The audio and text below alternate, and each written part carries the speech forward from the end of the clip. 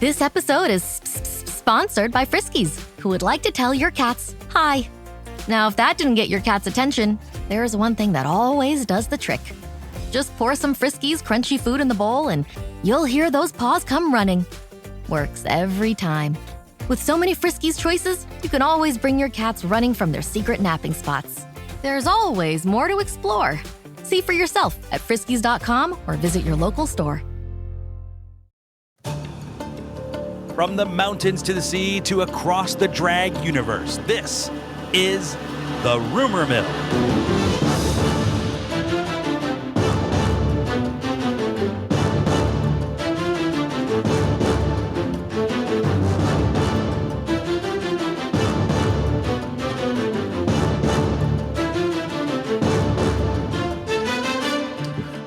Here we are, back at the Afterthought Media News Studio here. Was it always this dramatic before? I don't remember what we did last time. Oh, I think I faded out on the old one. Welcome to the Rumor Mill. My name is Joe Betance. I am the host of the Rumor Mill, but I don't host it alone. I host it with my good buddy. Am I doing throwing down right now? Mr. Nathan Patrick Brown. He's a fellow rumor monger. Nathan Patrick Brown. Hello, how are you, Nathan? Hey, Puss. How is she? Oh, you know, she's just left stranded by the trade. Just here where the trade left me. Aren't we all metaphorically? Aren't we all metaphorically where the trade left me? Hey, listen, everybody. By the way, speaking of, patreon.com/afterthoughtmedia. Not this week. I talked to Robert today. Next week, season 2 launches. Yeah, season 2. But I'm telling you right now, it's not launching on the public feed. Not for any time soon, guys. I'm not even joking. No, I don't think at any point in 2025 for sure. And I'm not even sure 2026. So if you want to hear the coverage for season 2, the only place you can listen to it is at patreon.com/afterthoughtmedia. And there'll be a couple of ways to do it. You could subscribe to Patreon. You can actually just subscribe to just season 2 alone. And we'll make an option to that. We'll talk about how you can do that. But all kinds of great things going on there. Patreon.com/afterthoughtmedia or the Patreon app. Also, the people over who subscribe on Apple, they're going to get it too. So if you subscribe on the Apple podcast, you will get season 2 as well. Don't you worry your pretty little heads. You are going to get season 2 as well over there on Apple Podcast. That's enough plugs for today. Nathan. Yeah? Why don't we do this? But how are you, by the way? Any big news? Anything we should know about? I'm good. I'm doing well, thanks. You know, I went to this. I mentioned this on This Joe Betance, which will come out later today for you. Or no, it'll come out in about 45 minutes for you. But, you know, I was at the Hollywood Bowl Jesus Christ Superstar performance that went viral. It sure did. And I was telling people on This Joe Betance, you know, for your sake, I filmed Gethsemane. I just filmed it because it's my favorite song. And then I sent it to you immediately, which means you were, like, as soon as the song ended, I sent it to you. That means actually, I don't know if it attached, Joe. You didn't watch it? Yeah, it didn't come through. You wrote, she's so good. Because I watched it on TikToks. But you said, I stopped at the end because I leapt to my feet for like a 5-minute standing O when she started crying. And I was like, what did he stop? And now I'm figuring out it's a video that you didn't attach. I did attach it. I think it was too big, and so WhatsApp didn't send it. Might have been too big, but I have since watched it on TikTok. It's like a 7-minute video. Oh, I was telling them, I go, Nathan was one of the first people in the world to see this performance. And meanwhile, you never saw it. Well, I picked up on the vibes that it was really good. And that's why I was like, oh, I'm so happy for you, Joe. I was like, that's great. Then I was like scouring TikTok. How quickly was it up there on TikTok? She went up pretty quick. Wow. She went up pretty quick. But I mean, that Cynthia, she is next level, isn't she? She is. Oof. It is weird being at a performance that goes super viral and that is like, because most of the TikToks that I get now are either the performances. What I'm talking about, by the way, for people who don't know, I went to the first performance of the weekend for Jesus Christ Superstar at the Hollywood Bowl. And the show that I do, this Joe Betance, is literally, and I know people like this show. I'm really going to be very shocked if anybody other than Nathan and a couple other new musical theater nerds are going to want to listen to. I talked Nathan for 50 minutes, 50 minutes about my entire experience at Jesus Christ Superstar. Yeah, I'd love that. I can't wait to hear it. Yeah, but I don't see anybody else liking that. But the point is that that's a show you can get on Patreon. I think there was a bigger point than that I was making. I don't remember what it was. But so it's weird to be at something that the whole world sees, that goes viral. Oh, and I know what it is. So most of my TikToks are either performances from the night I was there or a ton of musical theater nerds talking about how jealous that they are they couldn't go to the Hollywood Bowl to watch this. Yeah, it's one of those like events. It's not just like Wicked. I think that there's how could you have this cast, which single-handedly, and I say this in the show too, there's no musical that I've ever seen more productions of than Jesus Christ Superstar. Okay? Yeah. I've just seen it a bunch of times with a bunch of different people. And it is single-handedly the best production I've ever seen. The only one I wouldn't say tiny, big dark spot for me was this horrible John Stamos as Herod, right? And he was never meant to be there. Yeah. And but other than that, literally letter perfect. I wouldn't have done anything different for the rest of the show. Wow. Okay? And that there's nothing that's going to have this performance, even if it's a cast album, something. I don't know. Maybe it's just one of those things that's one and done, like Ginger Minge doing I Am What I Am. No, it's not one and done. It was on VH1 where they honored Jerry Herman, I think it was. Oh, well. All right, guys. Here's what we're going to do. We're going to take a break right here. When we come back, we're playing voicemails, and we have some big-time rumors we're going to discuss. We'll be back right after this.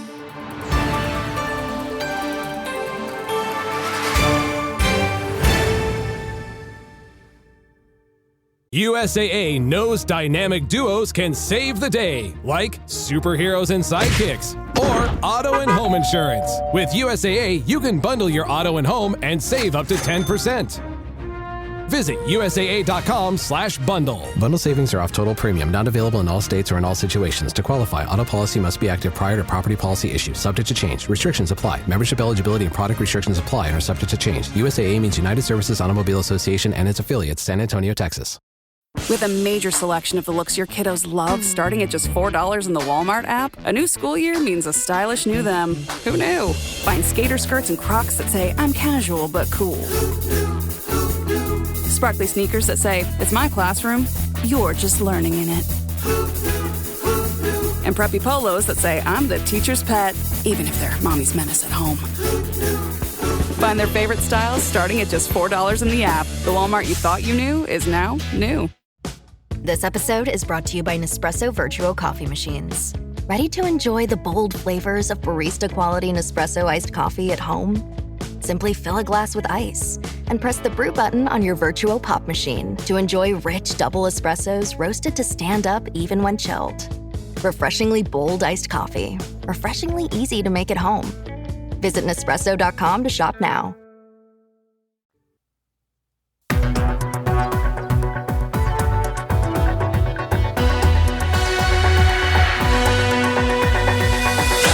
And we are back. Nathan, I got to be honest with you. Okay, this is not my fault. All right. Yeah. Some point earlier in the year, the Apple mail system decided to reorganize how they show you your new mail. Where they were going to use AI to determine what kind of mail is important for you to see. I hate when people overuse and over-rely on AI. Yeah, it's horrible. And what it did, it filtered out SpeakPipe messages. So if you want to leave us a message, you're going to want to go to speakpipe.com/afterthoughtmedia. Go ahead and leave us a message. I've changed it so now that I see those messages. It's not just speaking into the void. Yeah, so people, by the way, only 2 people sent us a message. And I'm convinced we heard one of them. I'm convinced Maybe. we're going to find out right now. Because one is from April, and then one is from a couple of weeks ago. Okay? Mm-hmm. The first one is from a guy named Hector. I remember that name, Hector. So But I'm what thinking... was Drag Race airing in April? I don't even remember. It was wrapping up. I don't remember. You know what? That would have been, though, towards the end. I don't remember playing any voicemails. We We're were going to find checked out. Let's listen. Here we go. Oh, wait. Let me make sure this is all set up correctly. Actually, now that I think about it, make sure that I'm going to be able to stop it. Yeah. Okay, good. It is. All right. Here we go. Hector. Here we go. Honestly, if Jewel Sparkle was Puerto Rican, hi, by the way, this is Hector from LA. By the way, I want the record to show that Nathan said, what if it's about some random ass drag? This is privately, not on the air. He goes, what if it's about some random ass drag queen like Jewel Sparkles? And you know, I only said that name because it's the only one that I could remember from this last cast. Yeah. Okay, here we go. Memos in the past. But anyways, if Jewel Sparkle was Puerto Rican, we would all definitely know. Puerto Ricans always let us know that they're from Puerto Rico. Oh, I mean, he's not wrong. I don't remember us talking about whether or not she was Puerto Rican. Was this a big talking point? I don't know. I don't remember the rumor mill from last week. You think I remember what happened in April? You know what's funny is, so I didn't mention this part at the, this part does come up in this Joe Betance, but there's this little tiny bit of information I didn't say because it wasn't important to the story. But essentially I was in a parking garage for an hour and had no access to any content because there was no signal. Yeah. So luckily, let me go through my saved podcasts, maybe that I downloaded. And there was one from like 2 or 3 seasons ago that I just randomly downloaded. I had no idea who I was talking about. I was like, "Who? Like, it's me. It's my voice, and it's me and you talking. I'm hearing me and you talk. I don't know what we're talking about. Nothing. It made no sense to me. And of course, I'm in it to win it and that, but like, I don't remember.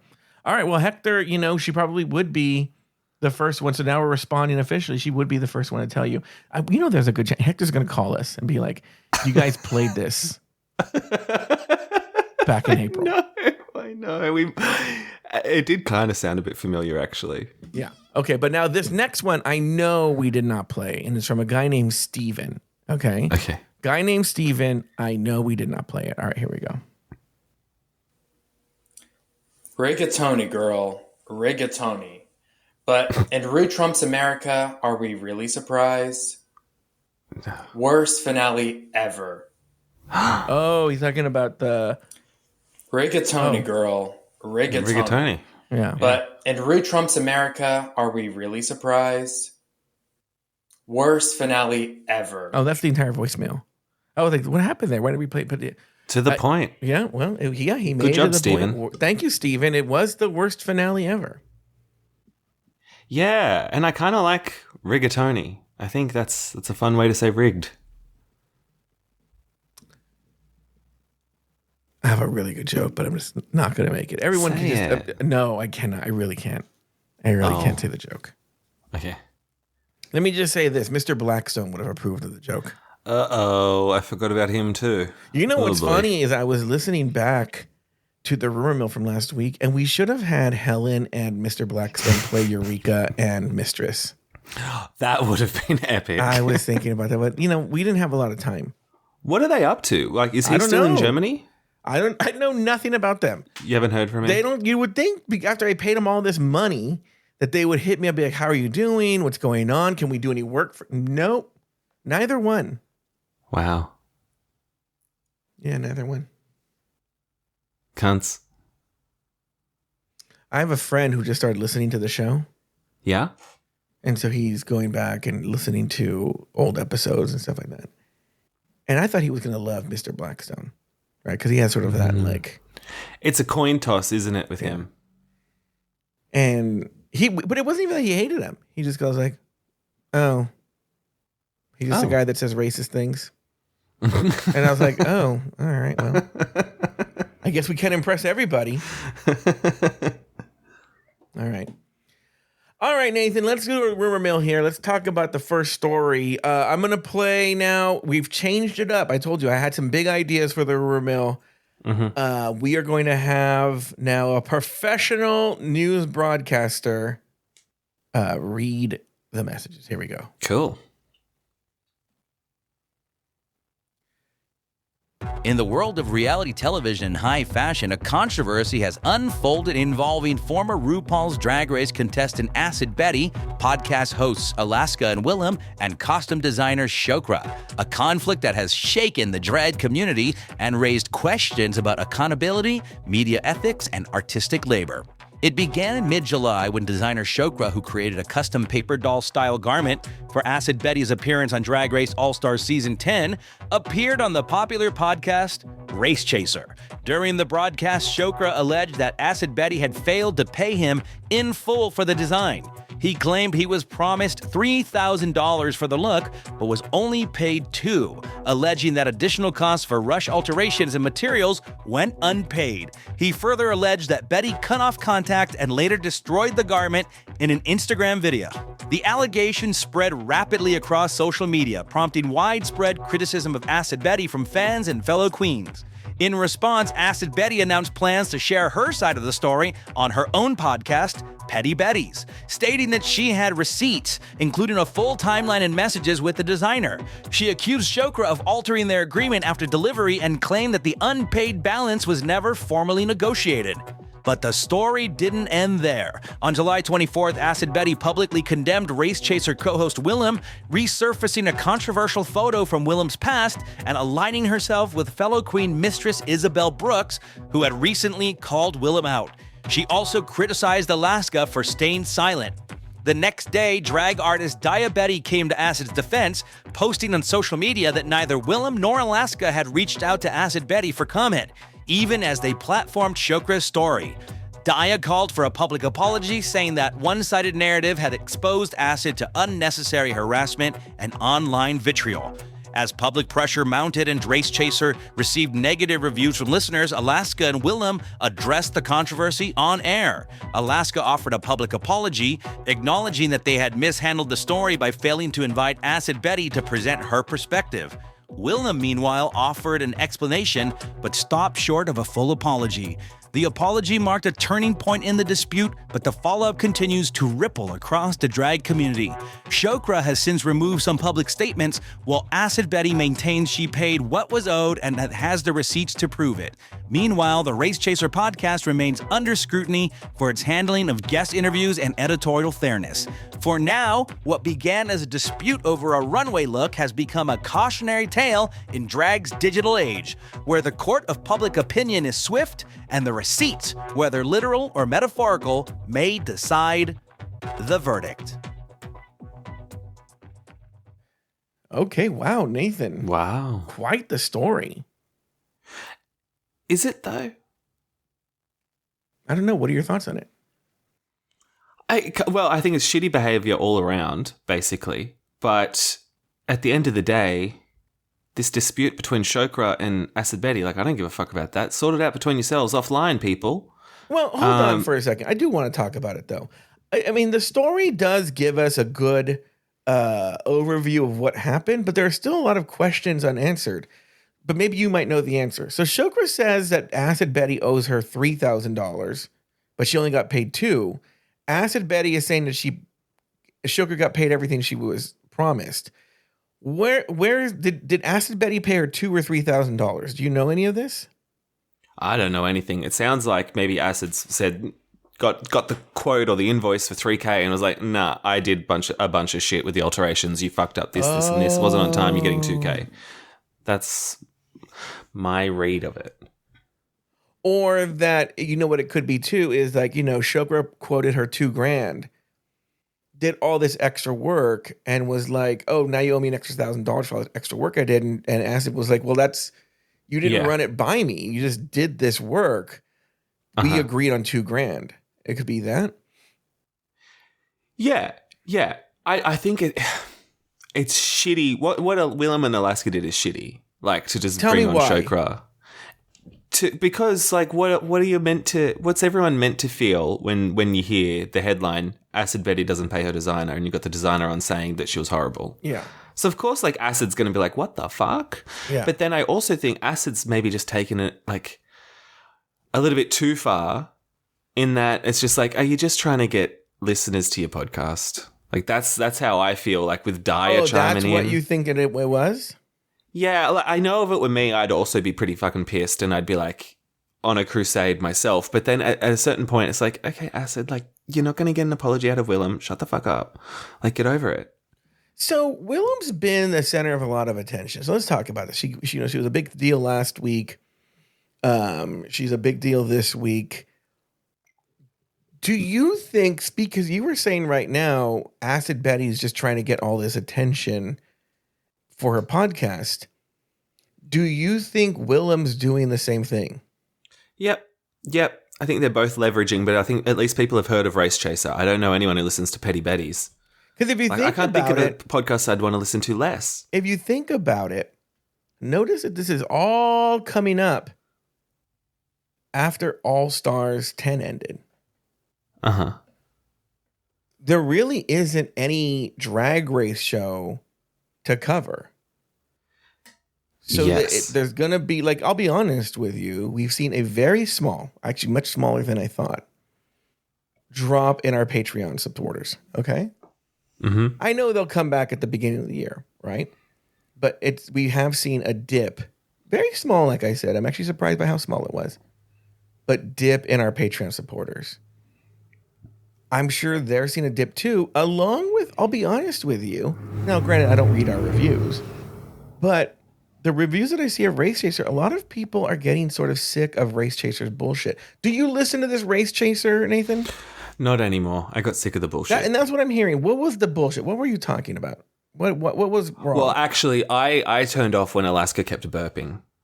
And you just know like what? the She does eating in that? mic. She was belching, Joe. And like they wouldn't cut it out. And it would just, they'd be tooting or booting a look and she'd just like burp on the mic and not give a care for it. This And I'm like, explains so much. This explains so much. I'm with you. That fucking grosses me out. It's an automatic no for me if someone just openly belches into the mic like this is funny, right? multiple times an episode. And then I noticed Christian Ochoa does that too, and I know he listens to this Race Chaser. So they're also teaching bad podcasting habits. Mm-hmm. And that's why I don't listen to Christian's podcast. So you don't listen to Race Chaser just because she belches?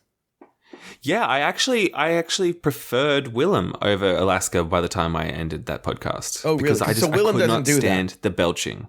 Oh, Willam does other shit too that's annoying. They're actually both quite annoying. I like them individually, and I'd go to a gig and watch it, but I was done with the podcast.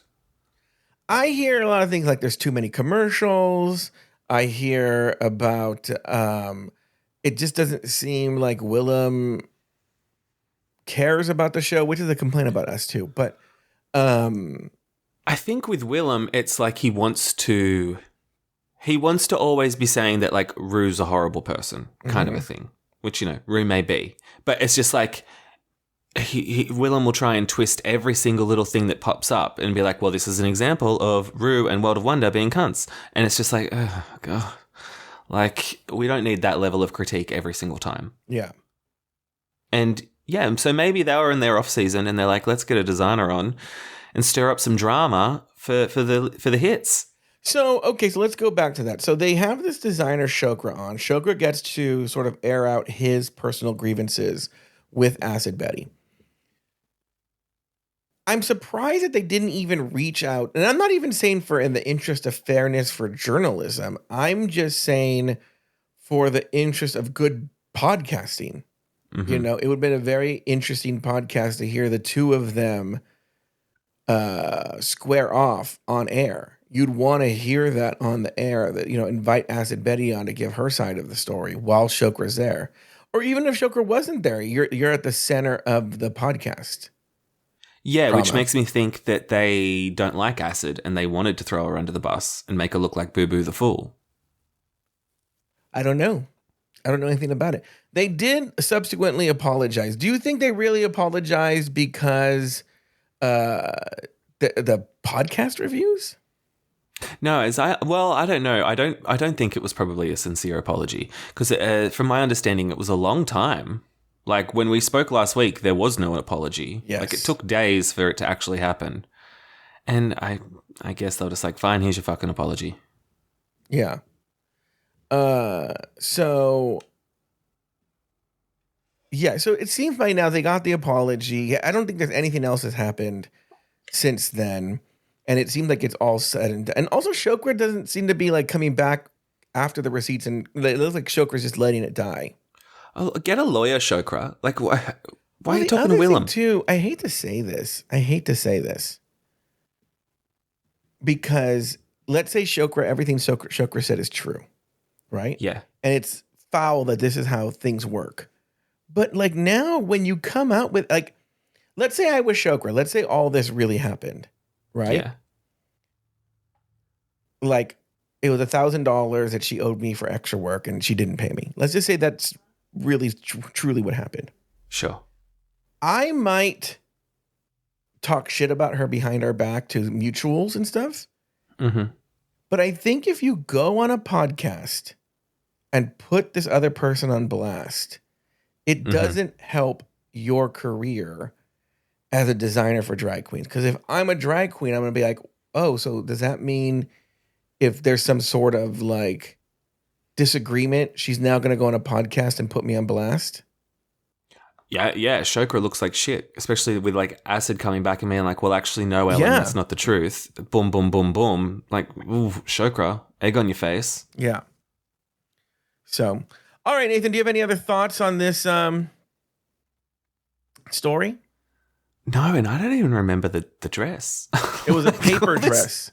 Was it in this last season of All Stars? Yeah, it was in a paper dress. All right, let's It go to didn't our stand next out to me. story. Let's go to our next story. Here we go. A major development this week in a years-long legal dispute between RuPaul's Drag Race alum Shea Couleé and a prominent Chicago event producer. In a surprising turn, Couleé has publicly retracted explosive allegations she first made in 2019 against her former manager and Neverland Events and artist management. The queen, known offstage as Jaren Merrill, had previously accused the company of financial impropriety and mistreatment, joining several other queens, including Kim Chi, The Vixen, and Pearl, in online claims that Neverland failed to pay performers. In response, Neverland filed a defamation suit in Cook County, Illinois, alleging the statements were false, damaging, and cost the company substantial business. That lawsuit, seeking $5 million in damages, has remained largely under the radar until now. On August 1st, Couleé posted a formal statement to Instagram calling her own 2019 accusations exaggerated or untrue, and apologizing to Neverland and its founder, Anthony DiFiore. She credited the company's contributions to the drag scene and urged fans to show respect, saying she had no evidence to support her past claims. But the apology didn't end the controversy. Hours later, Couleé posted a follow-up photo of herself in a flowing yellow gown captioned, quote, "Further screaming legal, LOL," a remark that many interpreted as mocking the settlement. The post was quickly edited and eventually deleted. Shea later issued a third statement clarifying that she stood by her apology and that the follow-up post was not intended to make light of the legal proceedings. Meanwhile, fans and critics on Reddit's RPDR drama subreddit have dissected the unfolding saga, with moderators issuing warnings against speculation that could itself become legally risky. The original 2019 lawsuit filed under Cook County case number 2019 L010856 remains active on public record. Okay, lots to digest there, Nathan. But based on what you heard, what is your take here? Firstly, I think everyone in America is far too litigious. Like I don't know why there's so many lawsuits flying around. But this is one that which clearly either Shea Couleé wants this lawsuit to go away or just in part of a settlement for whatever reason is retracting these statements.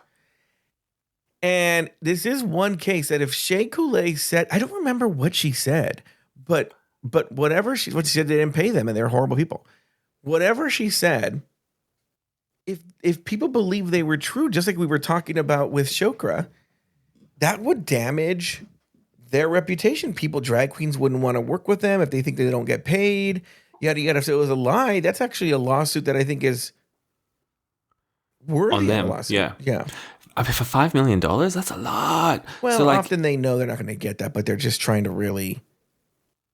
it's all games, isn't it? But like, I can totally see, like, if I'm Shea and I'm getting sued for $5 million, like, I'll say whatever the fuck you want in a post.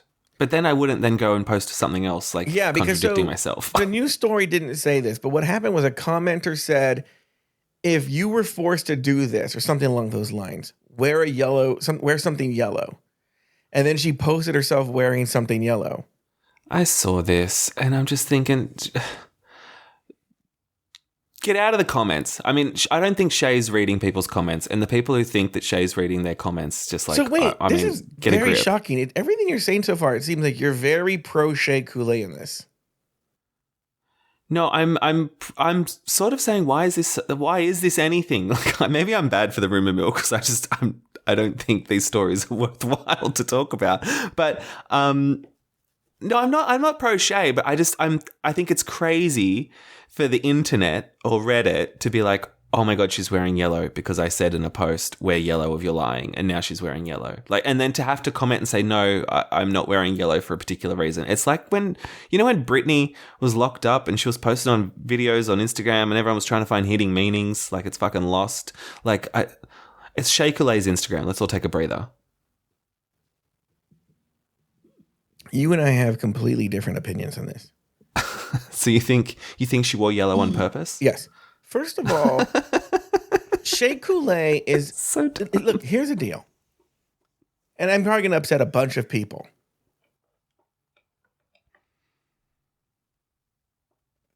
There are a lot of Drag Race fans. I'm not saying all of them. But there's a significant number who, as long as you look sickening, you could literally go on Fifth Avenue and shoot someone and they wouldn't care. Okay? Luigi. I mean, yeah. Yeah. And so this Shea Couleé is a horrible human being. Like, I'm not even being funny. Shea Couleé, and there's other receipts besides this, is a horrible, horrible person. Horrible. You know she's going to go on Petty Betty's podcast and have a go at you now. I don't care. Asking for an apology. Because here's the deal. As I've said before, this show is insulated from anything that these people can do to me. Okay? There's nothing that anybody in the world of Drag Race can do to me. Why? Uh-huh. Notice I didn't play any clips from Race Chaser. I didn't play any clips from Petty Betty's, which, by the way, legally I could. Still don't. Right? Don't play any significant clips from RuPaul's Drag Race apart from a clip 0. Totally worth it. I don't want to interview drag queens on this show. Like, I don't do drag shows. I don't in any way other than people listening to this show. There is nothing they could do that would affect me. Review bomb me? Go ahead. I don't read the reviews. Yeah, sure. I don't read them. Leave comments? Don't read them. I think you know that. I don't think I talked about this on the air. I think I talked to you about it. There was a Reddit post that was about our show once. Oh, yeah. And I saw our name in a Reddit post. I just moved on. I go, this post is not for me. So there is nothing this Shea Couleé could do to hurt me. Talk shit on me? Go ahead. What are they going to do? Go bomb my Twitter? Okay. Yeah. You know, say horrible things about me on Twitter. Get in line. There's already all these horrible things about me online. You know? Yeah. So there's nothing Shea could do. Go ahead, Shea. This Shea's a horrible person. If you remember, during COVID is when she, quote unquote, won season 5 of All Stars. Okay. Oh, I do remember this. Yep. And there were actions in place. There were regulations in place for people not to have I think at the time you could get together, but it couldn't be more than a certain number of people. I don't remember what the regulations were, but she just openly flouted him. And what she does is when people criticize her, is she pretends to be unbothered. I'm unbothered by this. I'm not bothered, but then has to post. Do I look upset to you? Yes. Do I look upset to you? Which makes me so mad because I probably would have said something that would have been like, I don't know, bitch, you looked upset last night when this Sasha Velour knocked you out of the competition. Well, she looked upset in that moment, which was what's so funny. Yeah, you do seem upset, right? Shea Couleé, and in my opinion, is a horrible, horrible, worthless human being. Wow. Let's take a look. She's friends with the Vixen. Red flag. She goes on this All-Stars 5 is a piece of shit. Yeah. She wins All-Stars 5 because I'm sure World of Wonder is like, oh God, we don't want to deal with her anymore. And they give her a fucking crown so they don't fucking have to deal with her anymore. Okay?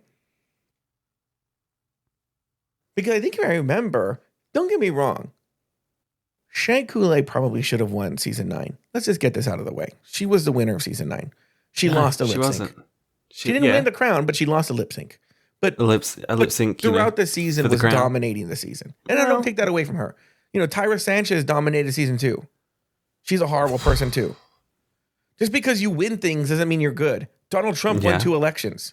Oh, there it is. Yep. Right? But this All-Stars 5, if I remember correctly, I have to go back and listen to my own fucking show. But I think she wasn't really serving in season 5 of All-Stars. She won, but I don't know if necessarily she was as strong of a performer as she was in season 9. Yeah, I think it was like the all winners season where it's like she was telling us she was doing well, but was she doing well? Yeah. Yeah. According to her, she was. Yeah. Was All-Star 5 the one with Manila and Naomi?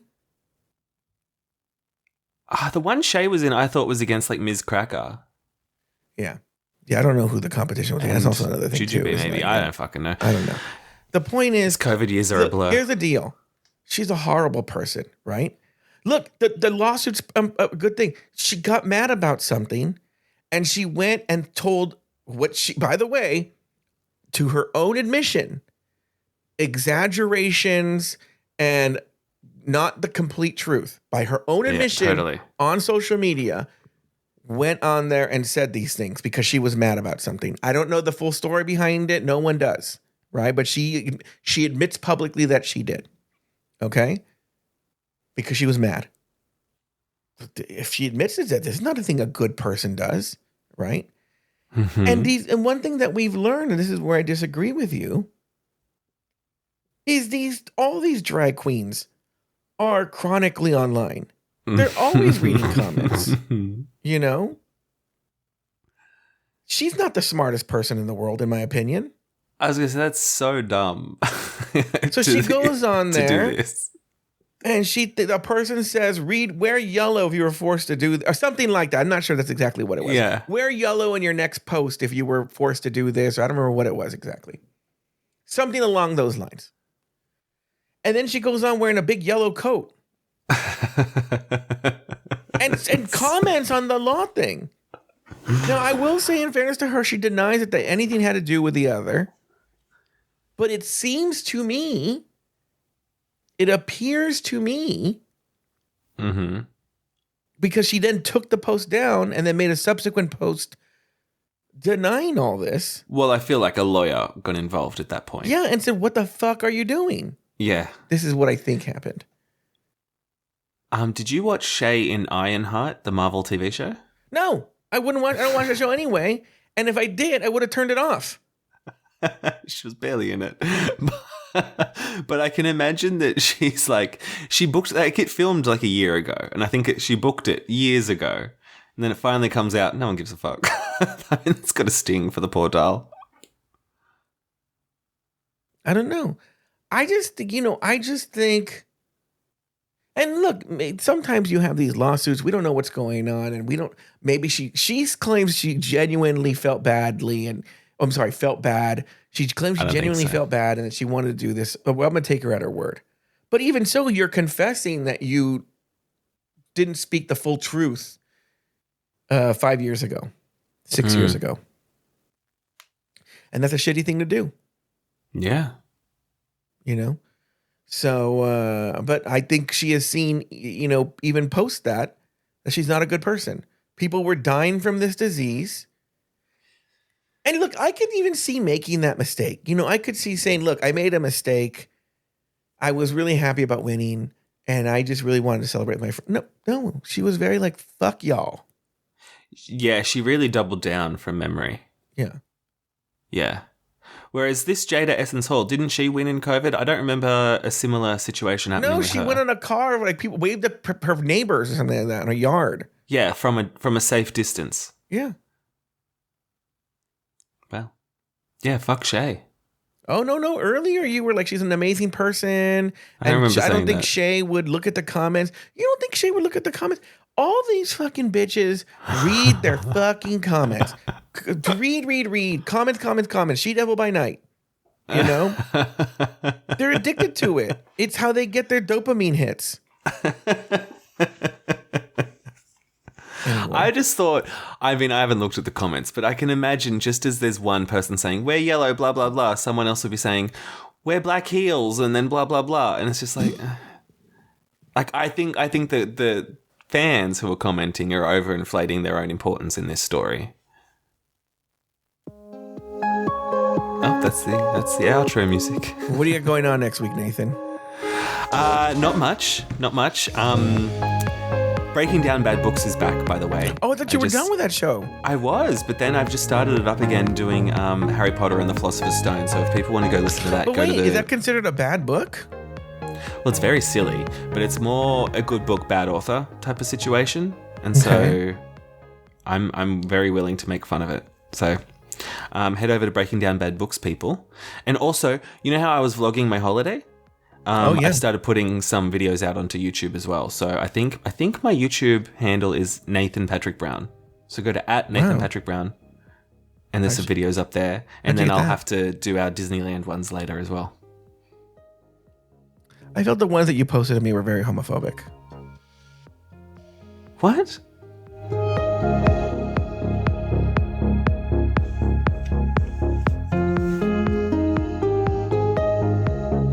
By the way, everyone, I know last week I accidentally played the entire song on the recording.